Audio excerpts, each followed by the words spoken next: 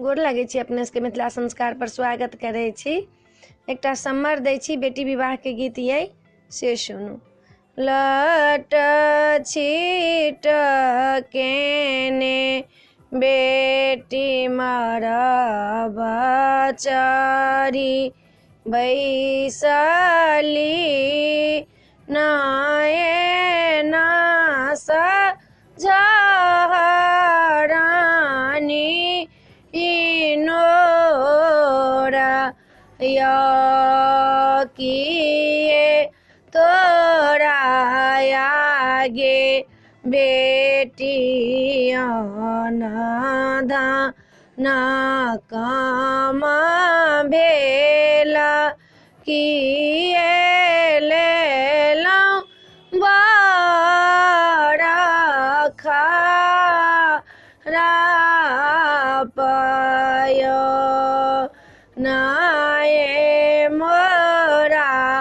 आयो काका अन धान काम भेला नाये लेलौं बड़ा खरापयो आमा के को खिसा हमहु जानम लेलौं ओही कोखी जानम भैया हमरो के लिखला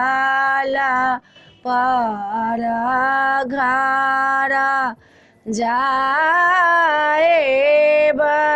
भैया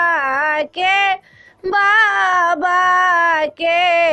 भवन यो हमरो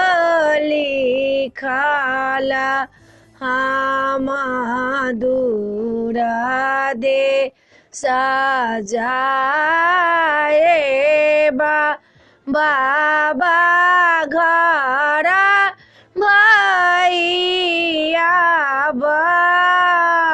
साथु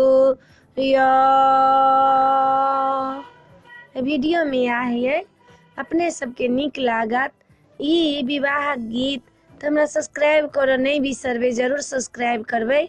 आ जरूर कहबे नीक लागल कि नहीं नीक लागल से जरूर कहबे। हमरा तो जे आबैया से अपने सबके कहै छी, आब अपने सबके नीक लगे कि नहीं नीक लगे केला तो हमरा अब सब्सक्राइब अपने सब नहीं करै छी लोग सब